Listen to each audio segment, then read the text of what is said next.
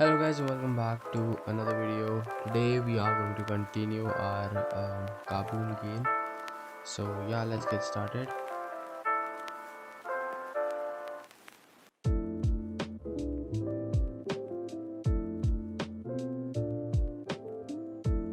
So this is where we left last time, and so now what we have to do is we have to import sprites, and we have to also increase the number of these obstacles, and also change these position of these obstacles to somewhere over here.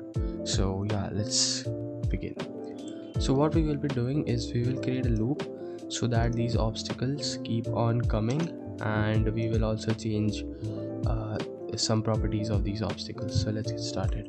So what I'm thinking to do is, just to keep the code clean, I'm going to create another file for looping the obstacles, and in here I'm going to create a function. Let's say add obs.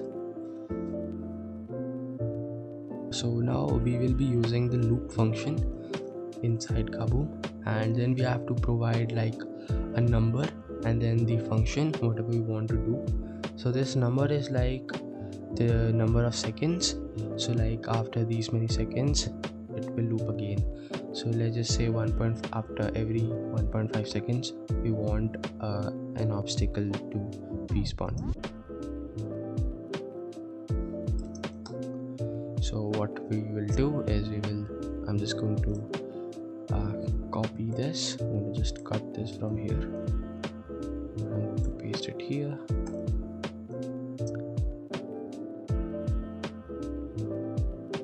Now what we will do is, now we will just export this function, and then I will import it inside the index.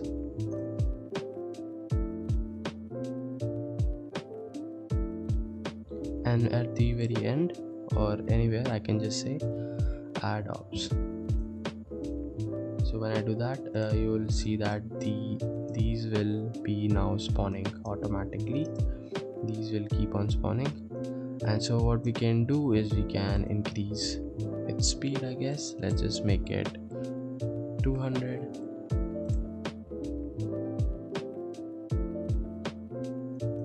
Alright, the next thing that we want to do is we want to maybe change its position to the very end of the screen, so they are not spawning in front of the canvas, or not spawning in the front of the dinosaur, rather they're spawning somewhere over here. So for that I can just change its x-axis to something width of the canvas, and then they will be spawning somewhere over there. I can also change its height to, let's say, 300. And what else I can do is I can spawn the dinosaur maybe in a little more forward. So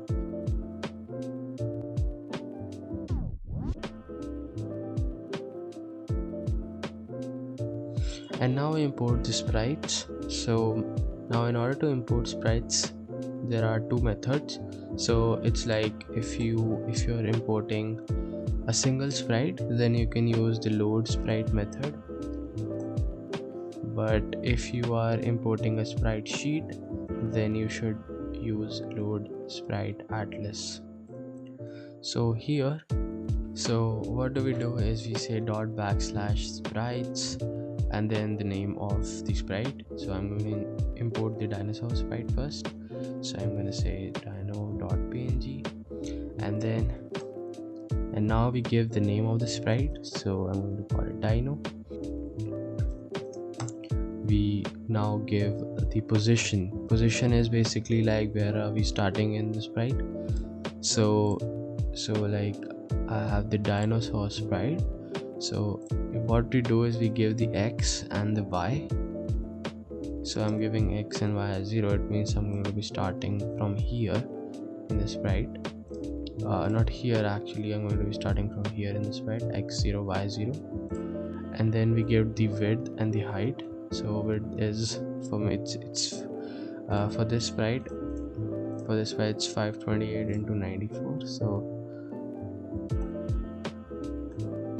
height is 94, and then we give the slice x and slice y. Now the slice x is basically that if you have a sprite sheet and there are, so for me, like there are 6 sprites in it, so what I do is I slice 6 times, and then whenever I load the frame 0, it will give me this sprite, and when I'll say frame 1, it will give me this sprite. So it slices it in like 6 times. So yeah, and then we give the animations. So we say animes, and then here we name the animation. So I'm going to, let's say, first call an idle animation, which will be from 0 to 0.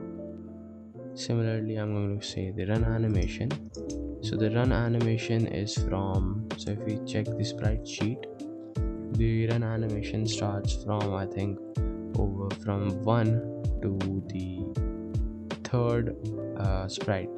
So I'm going to say starting from 1 to the 3rd frame, and then let's say I call the dead animation, which is from the 4th sprite to the 5th. So I'm going to say 4th to 5th, and this is how you basically import the sprite.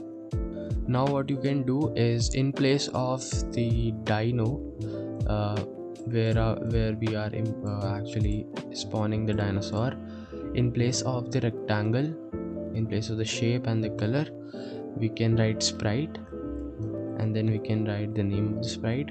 So it's dino, and then here we can give the anim, basically which animation we want it to be doing the run animation. So there's this thing that when I'll do the run animation, it will run only once and then it will stop.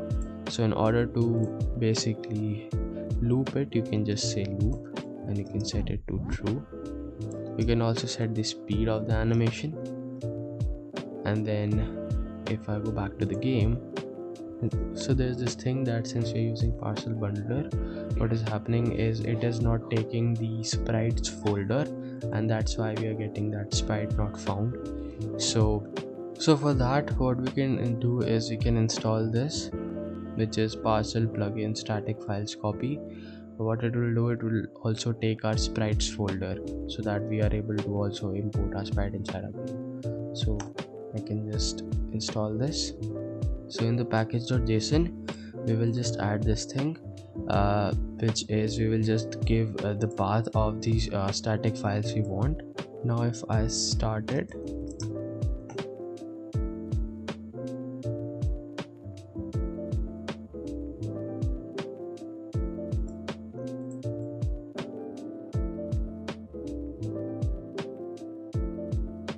so similarly I'm going to also import the obstacle sprite.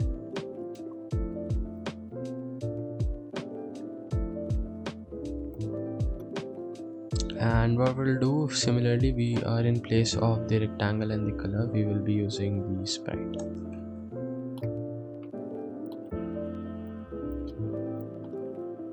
And so now you will be able to see the obstacle sprites.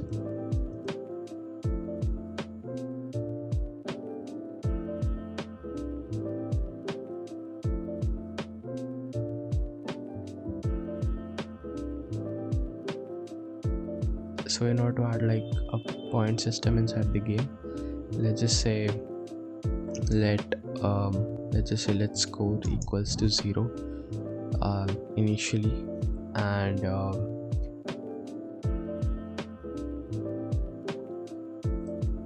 let's just say score equals to 0 initially, and whenever we are inside the game, what do we do is we just say score is equals to 0. Right, whenever the game restarts, we say score equals to 0. And so now what we can do is we can add a text. So let's just say const score underscore text is equals to add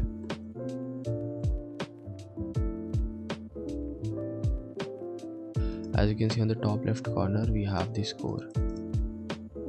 but it's not increasing. So in order to do that, what we can do is on a particular obstacle we can add an object. We can say, let's say, passed.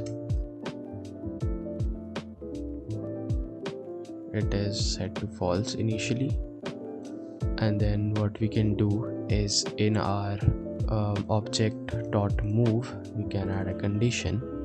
So the condition is if object.passed is set to false and the object.position, basically the position of the object, is actually smaller than the dinosaur's position, it means that the dinosaur has passed that obstacle, and then we can just set that obstacle passed to true, and then we can just say score plus equals to 1 and score count.text equals to score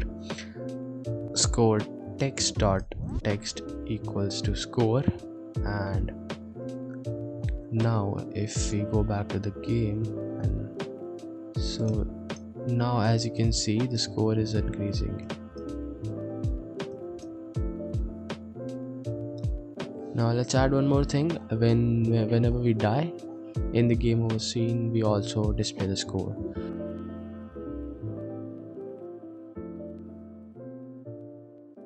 And the score, and now if I die, the score is 2.